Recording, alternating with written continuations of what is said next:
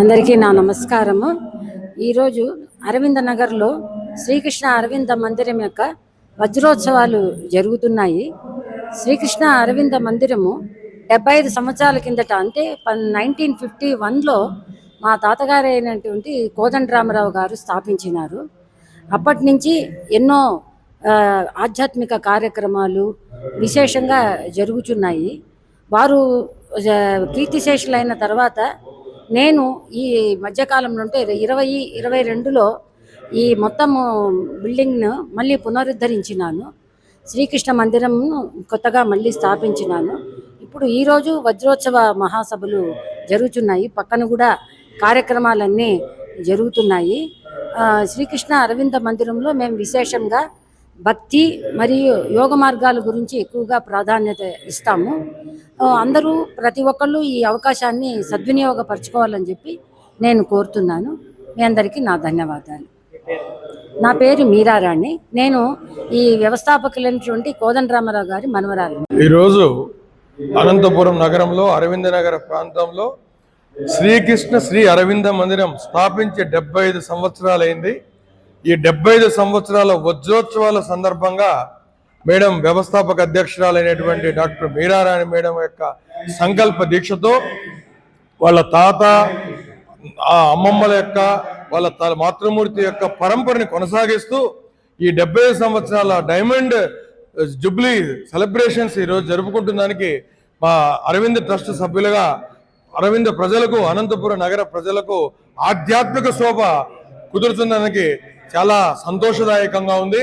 ఈ సుదీర్ఘమైనటువంటి 75 సంవత్సరాల ప్రయాణంలో ఆధ్యాత్మికత అనేది రోజు రోజుకు పెరుగుతోంది. కానీ ఈరోజు మానవుని యొక్క ఆరోగ్యం కేవలం ఫిజికల్ గా, సైకలాజికల్ గా, సోషల్ గా ఉంటే సరిపోదు.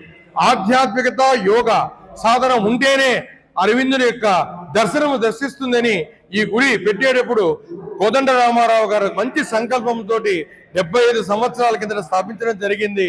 ఎవరికైతే పరిపూర్ణమైనటువంటి మనసు, పరిపూర్ణమైన యోగా ద్వారా భగవత్ సంకల్పం ఉంటుంది, అదే విశిష్టమైనటువంటి మనసు, అదే ఆరోగ్యమైన మనసు అని చెప్పినటువంటి వ్యక్తి గొప్ప ఫిలాసఫర్ అయినటువంటి డాక్టర్ అరవింద్ ఘోష్ గారు.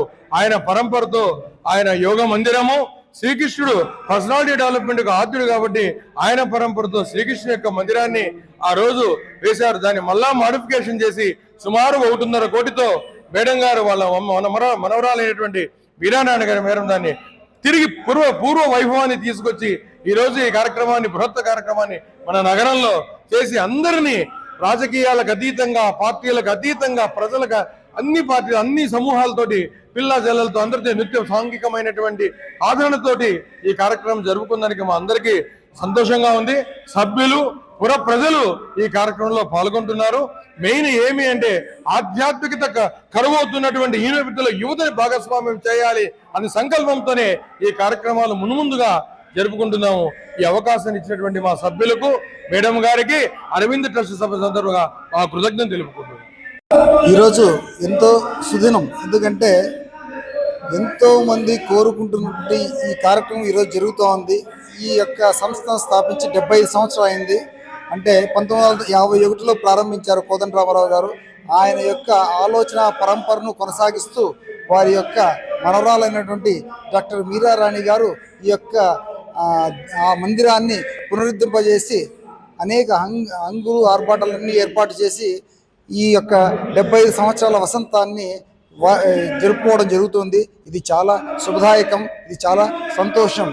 ముఖ్యంగా ఈ ప్రాంతానికి, ఈ యొక్క నగర్కు అరవింద మందిరం అనేటువంటిది 1951లో ఏర్పాటు చేయడం వల్లనే ఈ ప్రాంతానికి అరవింద నగర్ అనేటువంటి పేరు స్థిరమయ్యింది. ఇది ముఖ్యంగా ఈ ప్రాంతవాసులు చేసుకున్నటువంటి పుణ్యఫలంగా మనం చెప్పవచ్చు.